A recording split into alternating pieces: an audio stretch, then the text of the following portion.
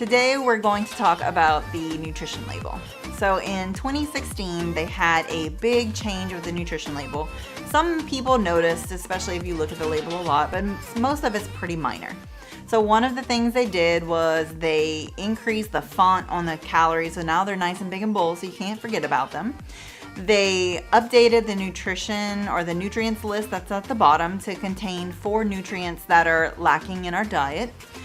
They added an added sugar portion to the label, and they changed the serving sizes. Now, the serving sizes are going to be the biggest issue when it comes to the labeling changes, and that's because the serving size that it used to be on the label was the actual recommended serving size. So if it said a half of a cup of ice cream, then you knew a half a cup was the recommended size. The new serving sizes since 2016 are going to be what the average American eats, not the recommended serving. So for instance, that same half a cup serving is now 2/3 of a cup serving size. So it's almost 100 calorie difference from what it used to be to what it is now, because that's what the average American currently eats. The same with sodas. The serving size for a soda used to be 8 ounces or 1 cup, and now it's a 12-ounce container because most Americans drink the entire container. So those are going to be very important things to be conscious of if you're using serving sizes still to this day. Just note that a lot of those servings have changed. The next thing is going to be what we call the 5-20 rule. So it's one of the easiest things you can do when looking at a label in order to kind of figure out if something's good for you, bad for you, if it is a specific diet that you're looking to follow as far as for heart health, like you have high blood pressure or high cholesterol, or you have diabetes, or you're just watching your sugar intake in general. There's going to be percentage values that are going to be on the right-hand side of the label, and each one of those percentages are going to stand for a percentage of that item in the diet. So we use what we call the 5-20 rule. 5% or less means low in. 20% or greater means high in. So when we look at the label, we're going to start at the fat category, and everything from saturated fat down to cholesterol and sodium. Those are going to be the things we want less of in our diet for heart health. So we want each one of those percentages to be 5% or less. It means it's low in sodium, low in fat, low in cholesterol. On the reverse side of that, we want a lot of fiber in our diet. So under the dietary fiber category, we want that number to be 20% or greater. Fiber in the United States is something that's very lacking as well. So that's important to pay attention to or find products that have fiber added to them. We want anywhere from 25 to 36 grams of fiber per day. Now, one of the new items they added to the label is also going to be the added sugar category. It used to be where it would just say total sugar. And when we look at total sugar, yes, it's table sugar like honey, jam, jelly, syrup, white sugar, brown sugar, any of those. But the total sugar also includes fruit sugar and dairy sugar, which are naturally found, and those are good sugars for you. So now with the added sugar label, those simple sugars, the true added ones, are going to be subtracted out from the dairy and the fruit sugar. So for instance, if you look at a label for yogurt, it's going to have total sugar 15, but it may say 12 of the 15 come from added sugar and the rest of it is just from the yogurt itself. So that way you can tell, does this have a lot of additives in it? Is it something I should stay away from? Or is it truly from the yogurt itself? So that's a quick, easy way to look at that. As far as added sugar recommendations, we want women and children to have no more than 25 grams of added sugar per day and no more than 36 grams of added sugar for men.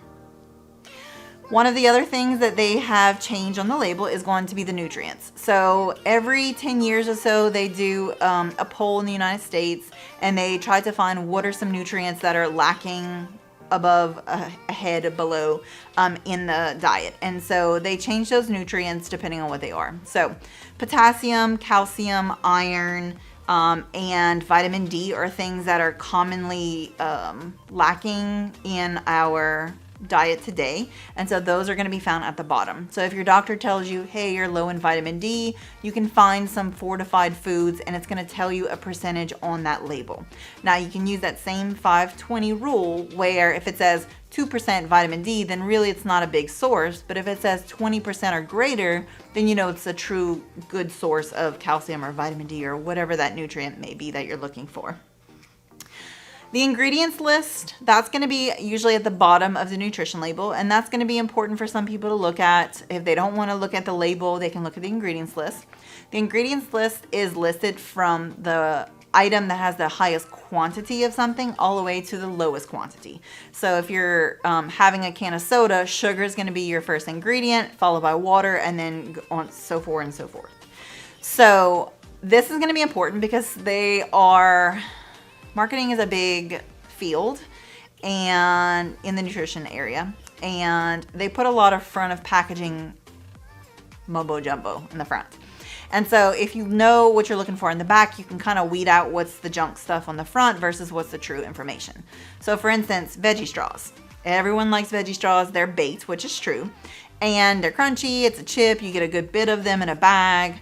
But they brand themselves or they market themselves to say that they're a vegetable. Well, technically they're true because veggie straws are 95% potato. It's the first ingredient in a veggie straw. So it's pretty much just a potato chip. And at the bottom of that ingredient list is a little bit of spinach powder or a little bit of tomato powder, which gives it the color. But there's no true vegetable in there other than the potato. So by knowing what you're looking at, you can kind of weed out the good stuff from the bad stuff. One of the biggest changes on the label that I want you to be aware of is the total fats category. So they've changed some of those up. Some of your labels, you'll see saturated fat, trans fats, and then you may see the good fats, which are mono and poly unsaturated, but it's very rare. So the two that cause heart disease are going to be saturated fats and trans fats.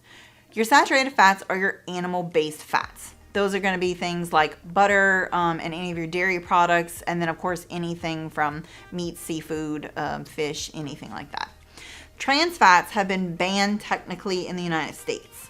So they're required by law to put if there is any trans fats on the label, even though they're illegal, they shouldn't have anything higher than a 0 on there.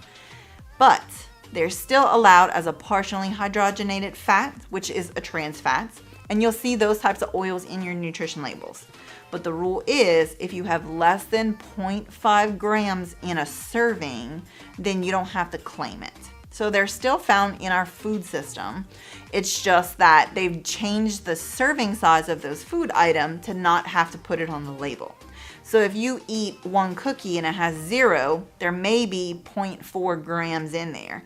But if you eat 4 or 5, then you may actually be getting a couple grams of trans fats, which are directly linked to heart disease.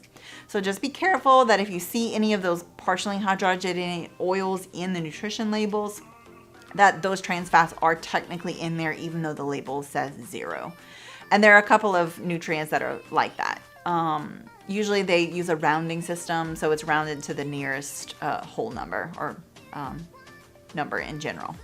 So be aware that the label is the area that we want you to use. It's the easiest way to tell what's accurate, not accurate. Like I said, front of packaging, they can pretty much put whatever they want, but that label and that ingredient list is controlled by the FDA. And that is something that we want to make sure we are using more, not eyeballing things and actually using those measurements that are suggested as much as possible.